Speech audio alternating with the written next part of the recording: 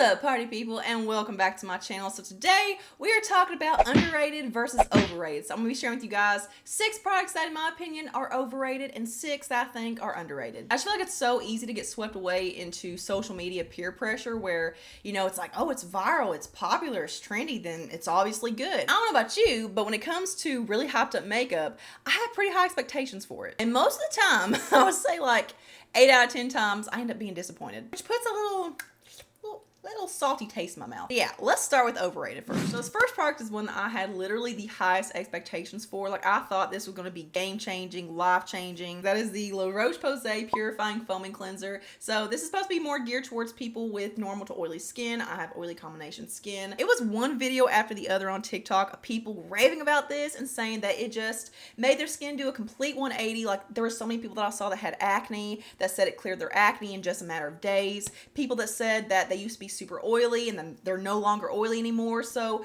like it had a lot of hype. I usually like to wait at least 30 minutes after cleansing before I go into moisturizers and stuff, just to see how my skin reacts naturally to a cleanser. Because if a cleanser is making your skin feel stripped, taut, anything like that, then that means it's dehydrating and it's actually stripping it from its, you know, good oils. And that's what it does for me. It makes my skin feel clean, but it also makes it feel very taut and just very like bone dry. Tried worse. Like, it's not the absolute worst cleanser ever, but definitely not what I was expecting. Next up, okay, this is one that, again, I saw this every day for like a week, and I was just like, okay, I gotta have it. As a French, is it French? I'm gonna say French. Cashmere Vanilla Hair, Body, and Linen Mist. So this is a new fragrance line. I think there's more products though, but it's a fragrance line from Ashley Tisdale, which is pretty cool. Cashmere Vanilla is the one that I specifically saw people raving about and saying that this is the best scent. It's the most long-wearing mist. It smells so freaking good. And I gotta tell you, ladies, I don't get it. Oh, it got in my mouth. Oh, fragrance is very subjective and very personal. Like, it depends on what your sniffer likes to smell. I mean, it's not bad. It's like a warm kind of scent, but it's got a lot of alcohol intertwined in it that I just can't get past. I will say the longer I wear it, it kind of starts setting in and smelling more of like an actual perfume. But at first, like, it's just straight up musky alcohol. I will say one that I do think smells a lot better, and again, this is personal. Solar Fleur is so much better in my opinion. Oh, this one doesn't smell super alcohol-y. Like, it actually smells like a warm, ooh, that smells good. It just smells like a candle burning in a log cabin in the mountains. Does that make sense? Probably not. This one's very alluring to me. Like, I love this one, but Cashmere Vanilla, I just don't get it. Next up is, I don't know how to pronounce this, but this is the Embryolisse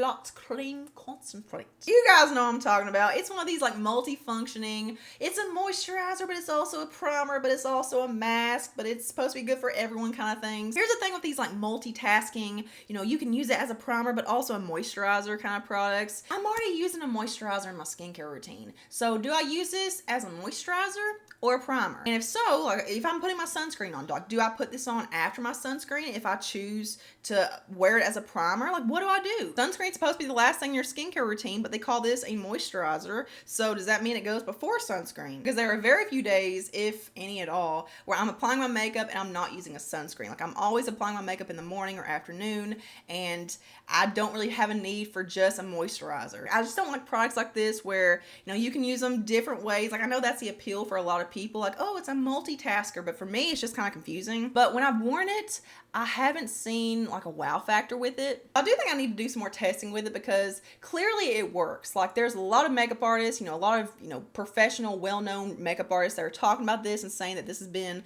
a staple in their kit for years and years, and it's been like an industry secret for a long time. I just don't really know how this fits. So it's months later, right? Okay, like, it is months later. I'm just now editing this video, and you know, as I'm editing, there's a couple products I wanted to do replacements for, just because, you know, I've kind of changed my mind about some products I talked about, or, you know, I just feel like it would be a little more exciting if I talked about something else. So overrated number whatever, because I don't know how the order of this video is going to go now, but the Milani Highly Rated Tubing Mascara that just came out, this to me total suck factor. The wand on it's really nice. Like, it's that same kind of like Maybelline Sky High wand or Benefit Bad Gal Bang. Like, it's a really nice, longer, you know, narrow cone shaped wand. I will say it does remove pretty well, like a tubing mascara does with just warm water, so that's nice about it. Problem is that this is the most wet formula I've ever tried. It literally turns my lashes, which I've got pretty good lashes, I feel like. It literally turns them into like 3 little tubes, like 3 little clumps, and I can't layer it. People are saying this is a dead-on dupe to the Thrive tubing mascara, which I haven't tried, but it's about $25, $28. It's pretty expensive,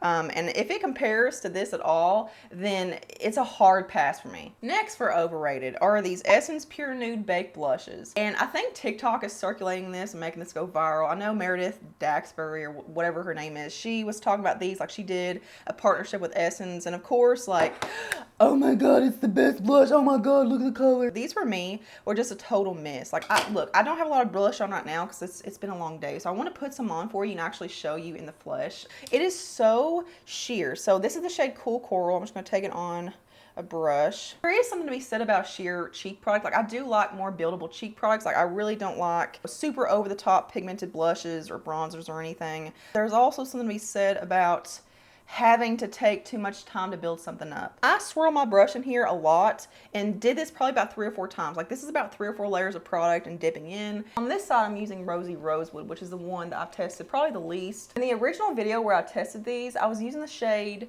Peach something. I don't know. It's this shade right here. It's a really pretty peach shade with like a gold shimmer laced throughout. And it was nothing but gold shimmer on me. Like, there was just gold shimmer in every pore. Like, you couldn't even see color pay off on my skin. Like, all you could see was that gold shimmer. So it was almost like the shimmer separated away from the formula and became its own thing. I don't see that with these, but still I'm seeing, like, and this, like, I swear it feels like I'm just talking. I hear myself talk right now, but like, it doesn't look bad on camera, and like whenever you build it up a lot. But maybe my problem is that I haven't really dug in there before. Like, whenever you first try a product, like you're new to it, you're usually kind of, you know, I want to say tepid. Like, you're a little more careful of how much you get on your brush. So you're just kind of tapping in there. So this time today, I just, you know, really dug each brush in there. So that may be the trick to making these work. I don't know. Still, the finish just isn't very pretty. And then the wear on these sucks so hard. Like, they are not long wearing at all. They're just, man, there's so much better out there. Last for the overrated section is the Bobbi Brown Long Wear Gel Eyeliner. I got this and tried it for the first time when they were having it on sale for the 21 Days of Beauty at Ulta, because for such a long time this was like the it gel liner. I know people don't really use gel liners anymore, but I'm still in the market for some, especially for my makeup kit and whatnot. But what is this? It's so sheer. It's so, like, almost translucent. There's a little bit of color to it, don't get me wrong. There is some pigment, but I expected there to be way more pigment and color payoff than what there is. As far as longevity, every time I've worn this, I've had smearing and smudging, like little puddling in my inner and outer corners. I will say I have seen some reviews of people saying that they've reformulated this since Bobbi Brown stepped down. I'm gonna chalk it up to that. You know who used to have the best gel liners on the market?